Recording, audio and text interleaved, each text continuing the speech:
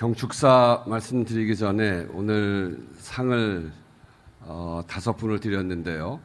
2분 전 국회의원님은 우리 헌정회에서 선정을 하셔서 이렇게 보내주셨고, 너무나 3분, 조순영 의원님까지 3분인데 너무나 과거에 국회를 잘 이끌어 주셔서 감사하다는 말씀드리고, 재헌 국회의원 유족회는 이 재헌 헌법을 만드는 때 정말 노력하신 그런 재헌 의원님들의 뜻을 받아서 우리 유족회에게 드린 거고, 경호기획관실은 여러분 잘 아시겠습니다만 12월 3일 특히 헬기에서 내린 군인들이 들어오는 저 뒤쪽 문을 아주 거기에서 헌신적으로 막아주시고, 그것뿐 아니라 그 이후에 국회의 경비를 위해서 너무나 애써주셔서 기획관실 전체에 드리는 건데, 그중에 2분이 대표해서 나오셨고,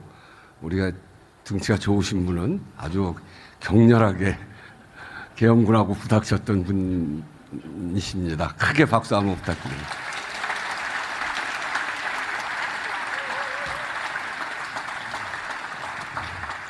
그리고 이 자리에는 국회를 12월 3일 날 지켰던 시민들도 와 계십니다. 제가 부를 테니 잠깐 일어나시죠.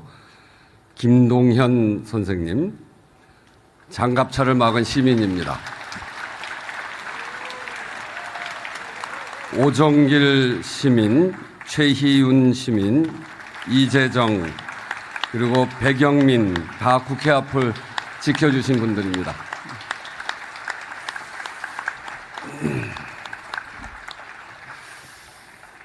존경하는 국민 여러분, 제77주년 재헌절입니다. 오늘의 대한민국이 있기까지 산업화, 민주화, 헌정질서 수호를 위해 헌신해온 모든 분들께 존경과 감사의 인사를 드립니다. 경축식에 참여해 주신 여러분께 입법부를 대표해 감사드립니다. 어제 저녁부터 비가 많이 옵니다. 큰 피해가 없도록 안전관리에 만전을 기해 주시기 바랍니다. 12.3 비상계엄 사태를 겪고 처음 맞는 재헌절입니다. 많은 장면이 떠오릅니다. 국민 여러분들도 그러실 것입니다. 있는 곳은 달라도 우리는 모두 국가적 위기와 불안, 혼란을 함께 겪었습니다. 힘들고 고통스러운 시간이었지만 헌법과 민주주의를 지켰다는 안도감, 우리 국민 스스로 그것을 해냈다는 자부심이 그 시간을 버티게 한 힘이었습니다. 어쩌면 헌법과 국회를 잃을 뻔한 그날, 국회는 국민과 함께 민주주의를 지키는 최전선이었습니다. 국민은 가장 강력한 헌법의 수호자였습니다. 국민이 헌법을 지켜낸 나라 대한민국, 헌법이 국민을 지켜낸 나라 대한민국. 그래서 헌법은 힘이 세고 대한민국은 강합니다. 지난 반년 우리는 헌법의 힘을 실감했습니다. 우리 삶에 미치는 영향이 얼마나 크고 또 구체적인지 깨달았습니다. 헌법은 추상적인 선언이 아니라 위기의 순간에 우리를 지키는 가장 강력한 무기였습니다. 돌아보면 우리 현대사는 헌법 정신을 온전히 구현하기 위한 국민의 참여와 용기로 전진해온 역사입니다.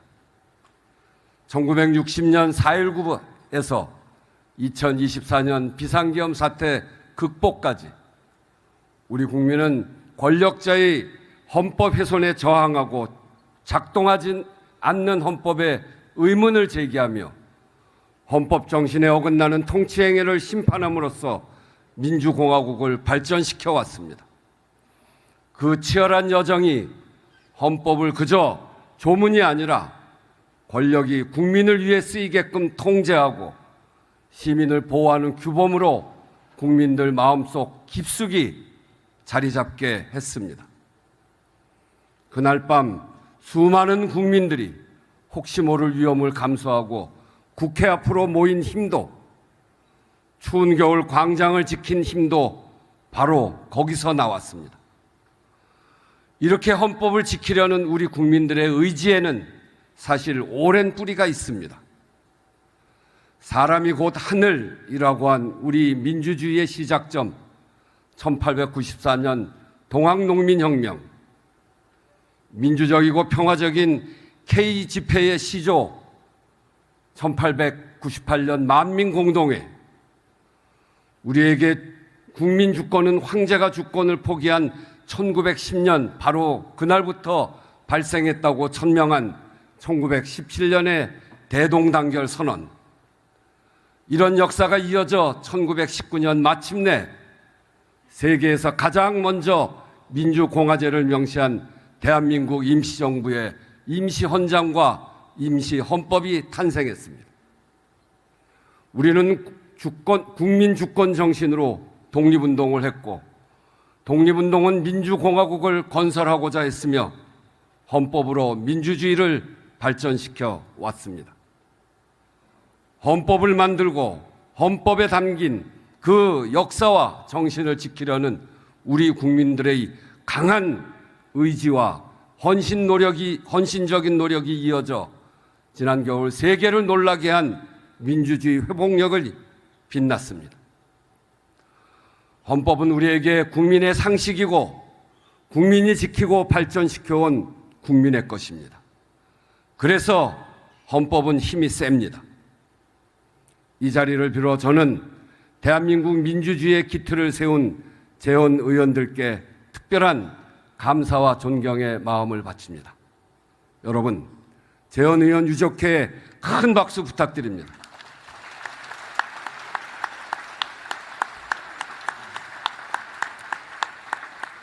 헌법이 힘이 센 것은 헌법이 국민을 지키기 때문이기도 합니다.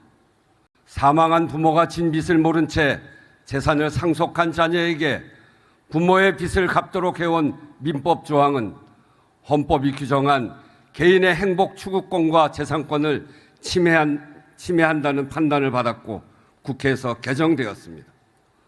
억울한 빚의 대물림을 끊어낼 수 있게 되었습니다.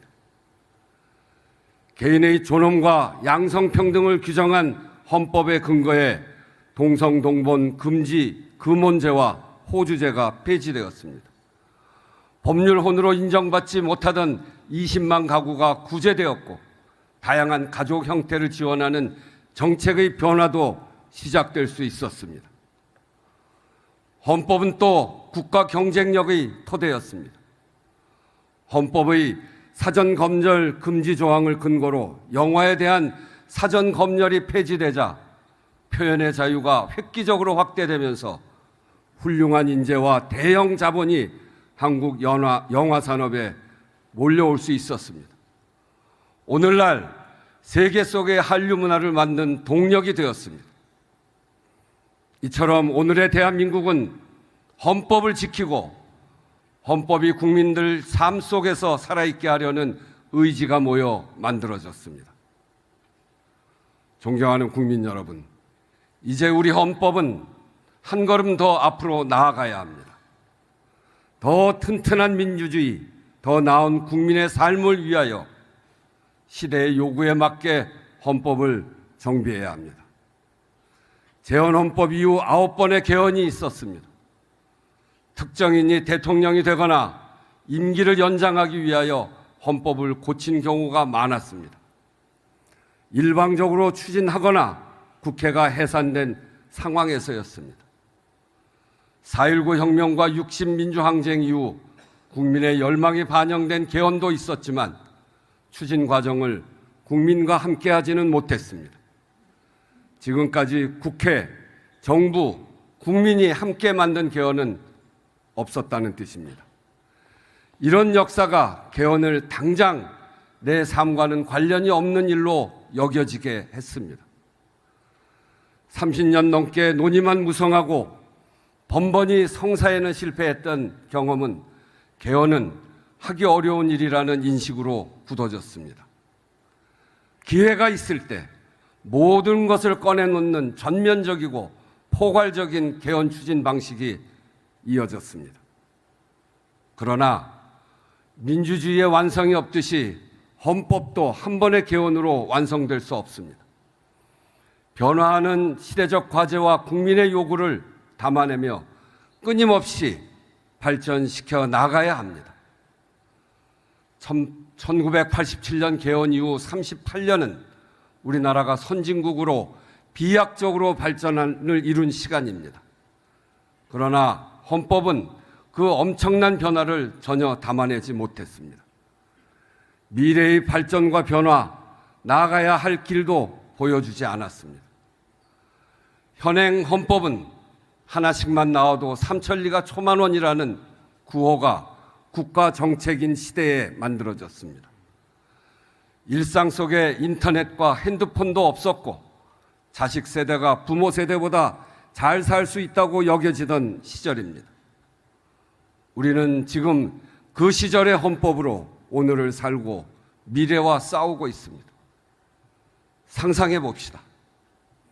기후위기 시대에 만일 우리 헌법에 기후재난의 위험과 국가와 국민의 관계가 담겨 있다면 폭우, 폭염에 생명을 잃고 안전이 위협받는 비극, 앞날이 막막한 농축산업 현장의 한숨도 줄어들지 않을까 하는 안타까운 상상입니다. 만일 지금 우리 헌법에 인구 소멸과 초고령 사회에 대응하는 국가의 책무가 인공지능과 로봇 기술 시대의 중소상공인 노동권 보호와 기술 혁신의 균형이 담겨져 있다면 어땠을까 하는 상상입니다. 지난 40년 누적된 갈등에 더해 새롭게 닥친 과제 대부분이 잠재적 갈등 요소를 안고 있습니다. 헌법이 갈등을 없앨 수는 없지만 갈등을 예방하고 조정하고 최소화하는 역할은 할 수 있습니다. 국민 각자가 겪는 미래에 대한 불안을 줄이고 공존과 연대의 기반을 닦을 수는 있습니다. 과거의 틀에 묶여있는 넓고 좁은 헌법으로는 어렵습니다. 세상은 하루가 다르게 바뀌고 변화는 시시각각 물밀듯 닥쳐오는데 헌법을 이렇게 계속 제자리에 묶어두는 것은 국가적으로도 불행한 일입니다. 더 늦기 전에 시작해야 합니다. 전면적 개헌보다 단계적이고 연속적인 개헌으로 국회와 정부, 국민이 모두 흔쾌히 동의할 수 있는 최소 수준의 개헌으로 첫발을 떼는 것이 꼭 필요합니다. 국회와 정부, 국민이 함께 만드는 헌법을 목표로 개헌 시기와 방식, 절차를 검토하겠습니다. 여야 정당, 정부와도 협의하고 국민 여론도 수렴하겠습니다. 여건은 좋습니다. 감사원의 국회의관 등 대통령의 개헌 의지가 확고하고 정당들도 지난 대선에서 모두 개헌을 약속했습니다. 국회의장은 지난 수개월간 자문위원회를 운영하며 언제든 개헌 논의가 시작되면 뒷받침할 준비를 해왔습니다. 국민들 속에서도 비상계엄과 탄핵 국면을 거치며 제도적으로 민주주의의 부족한 부분을 채우고 사회 대개혁의 기반을 만들어야 한다는 요구가 높습니다. 본격적인 개헌 추진 시기는 여러 상황을 두루 살피면서 판단하겠습니다. 대내외 경제 여건과 향후 정치 일정, 인수위도 없이 출범한 정부가 안정화되는 시점 등을 종합적으로 고려할 필요가 있습니다. 현재로서는 정부 구성이 완료되고 시급한 민생과 개혁 과제가 가닥을 잡아가는 시기가 바람직합니다. 당면 현안을 어느 정도는 매듭지어 가면서 다음 단계로 넘어가야 동력을 유지할 수 있을 것이기 때문입니다. 올 하반기에는 국회 헌법 개정 특위를 구성할 수 있을 것으로 봅니다. 국민투표법 개정, 국민이 개헌 방향과 내용에 참여할 방안 마련, 헌법 개정안 성안, 이 세 가지가 필요합니다. 헌법의 물꼬를 트는 것이 가장 중요한 만큼 헌법 개정안은 우선 합의 가능한 것까지만 담는다는 목표를 분명히 할 필요가 있습니다. 민주주의를 제도적으로 더 튼튼히 만드는 것부터 시작하는 것도 좋겠습니다. 이번 12.3 비상계엄을 거치며 제도의 빈틈을 메워야 한다는 국민적 공감대가 높아졌습니다. 어떤 정권인가에 따라 헌법과 민주주의가 존중되거나 훼손당하는 불안정성을 해소해야 합니다. 합의의 수준도 비교적 높습니다. 예를 들어 5.18 정신 헌법 전문 수록은 여야를 막론하고 공언한 내용입니다. 국민의 기본권을 제한하는 비상계엄의 선포와 해제 절차에 민주적 통제 장치를 둬야 한다는 요구도 광범위합니다. 민주주의를 지탱하는 견제와 균형의 원리가 헌법을 통해 제도적으로 작동되게끔 국회의 권한을 강화하는 방안도 상당히 구체적인 수준에서 논의되어 왔습니다. 단 한 가지를 개정하더라도 하지 않는 것보다는 훨씬 좋습니다. 천리길을 시작하는 첫걸음이기도 하거니와 개헌의 성사가 정치의 복원입니다. 개헌이 개혁이고 개헌이 민생입니다. 개헌을 통해서 지속적이고 안정적인 개혁과 민생의 제도적 기반을 만들어 갑시다. 헌정 회장님도 말씀하셨습니다만 제헌절을 공휴일로 재지정하는 일도 서두르자고 제안합니다. 대한민국의 초석인 헌법 공포를 기념하는 역사적 의미가 큰 날임에도 불구하고 5대 국경일 중 제헌절만 유일하게 공휴일이 아닙니다. 헌법의 중요성과 상징성에 걸맞게 위상을 바로 세워야 합니다. 여야를 막론하고 여러 건의 법안이 발의되어 있습니다. 국민 10명 중 8명이 찬성할 정도로 공감대도 넓습니다. 제헌절을 헌법의 가치와 정신, 헌정사의 교훈을 되새기며 온 국민이 함께하는 헌법 축제의 날로 만들어 갑시다.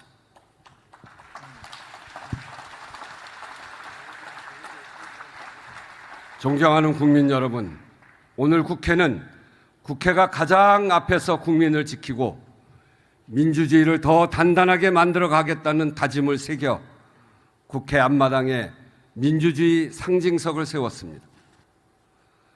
대한민국의 주권은 국민에게 있고 모든 권력은 국민으로부터 나온다. 대한민국 헌법 제1조 2항입니다. 모든 국민은 인간으로서 존엄과 가치를 가지며 행복을 추구할 권리를 가진다. 국가는 개인이 가지는 불가침의 기본적 인권을 확인하고 이를 보장할 의무를 진다. 대한민국 헌법 제10조입니다. 이 뜻을 온전히 실현하는 것이 더 단단한 민주주의의 길입니다. 국회가 국민과 함께 그 길을 가겠습니다. 고맙습니다.